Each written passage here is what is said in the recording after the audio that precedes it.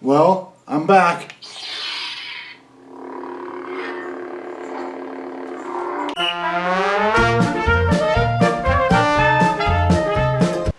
These are just my Kylo Ren Star Wars 3D glasses, real 3D, that I picked up at the theater for $5. Kind of gluttonous to spend that much on these things, but it's Star Wars, and if you can't spend a little extra money for some cool stuff for Star Wars, then where can you? Alright, so think back to a couple years ago when Disney bought Star Wars and everyone lost their mind! There was stuff like this. I gotta say, if these trailers did one thing right, it gave us a no plot. This is how you do trailers. These movies did such a good job at marketing and trailers that it gave away as little to the plot as it possibly could. Unlike some movies. Yeah, I'm looking at you. I want to keep this review short and sweet and spoiler free, so no spoilers. Now, I don't want to be one of those guys on the internet to spoil stuff. Because I want people to enjoy things on their own. Let people dive into movies for the first time and experience everything. And this movie is packed with a lot of stuff. It's so good. But anyways, so based on the trailers, this movie takes place after Return of the Jedi. So Han, Chewie, Luke, Leia, and the characters of old are back. They're already in the universe. Now, this movie, it takes place with brand new faces. You meet Rey, you meet Finn, you meet Poe. Just to name a few characters. You meet a few more there, but those three really stand out. Now with Rey, you meet her as a scavenger. She's on Jakku, a really desert planet. She's a scavenger. She's very low key. And then Finn is I think was a great character also. He was a stormtrooper. Holla.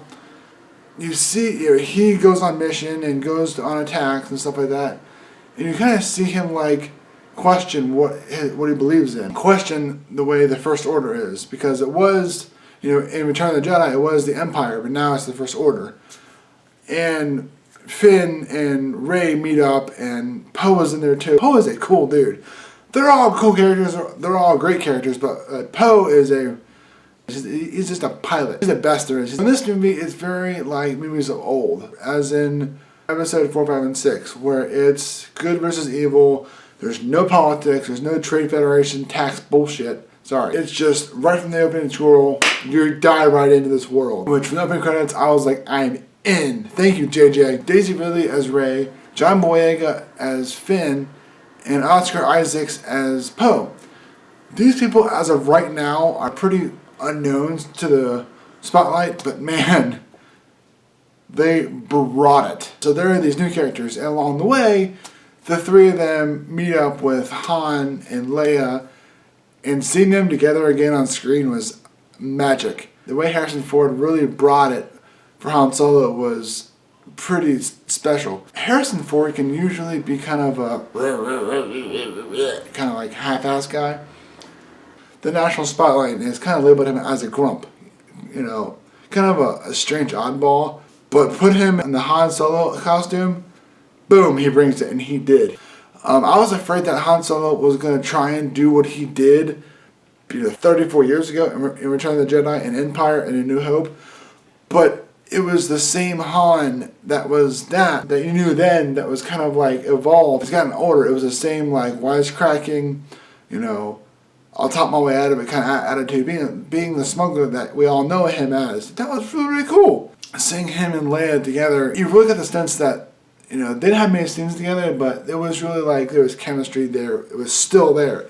Their characters had their interactions where there was heart, there was emotion, and seeing it for the first time, it was that's such a cool moment in these movies that that's what made this movie so special. There were times in this movie where it paid homage to the original trilogy. Not the prequels, but the original trilogy. And again, with Han and Chewie back on screen, you have some laughs.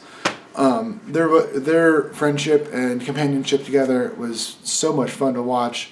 Before I went to this movie, I spent the past 2 months rewatching episode 1 through 6, and I really forgot how funny they were together. How they had this companionship that they needed each other. And this movie, seeing them together again, was so much fun because it's like, it's Chewbacca and Han Solo. How cool is that? Like I said, I credit J.J. Abrams and crew for bringing that relationship between those two guys back to where it didn't really miss a beat for me. Now Kylo Ren. Whew! Thank you, J.J. and company, for making a villain we care about. That's not named Darth Vader or Emperor or anything like that. This villain was so good. Adam Driver is creepy. You fear him. He has a presence that's really like, oh, he's a bad dude. And you see that from the trailer also. And the more you know about him, it's like, I get why you're a dick. I get why you're a bad guy. You know? To me, that's what I think makes great villains, is you know where they're coming from. They're not just bad to be bad. I'm evil just because the plot needs it. It's, you know where it's coming from. I think that's what makes a good villain. You know where this guy is coming from. You know his mindset. He's not, like I said, he's not bad to be bad. He's bad with a purpose. Even BB-8 was cool, you know, for a droid who has like, you know, just a little ball droid. He was so fun to watch. So overall, this movie was so much fun to watch. It's a long movie, but it's fast paced. So from the opening scene to final credits, it's like go. But that, to me, that kind of made it a little more exhausting because it was so, you know, this scene, this scene. Like, go here, we're here, boom, the end. It was very fast paced. Yeah, you had to cram in 30 years of backstory in there too, but like, it was kind of a double-edged sword. Like, I liked the way they did it, but it kind of felt like it was a little much. But that's one of my issues with this movie. One of my things that I was like, okay, fine, whatever, that I wasn't too keen on was the humor. I thought the humor was good, but at some points it was kind of like too much here and there.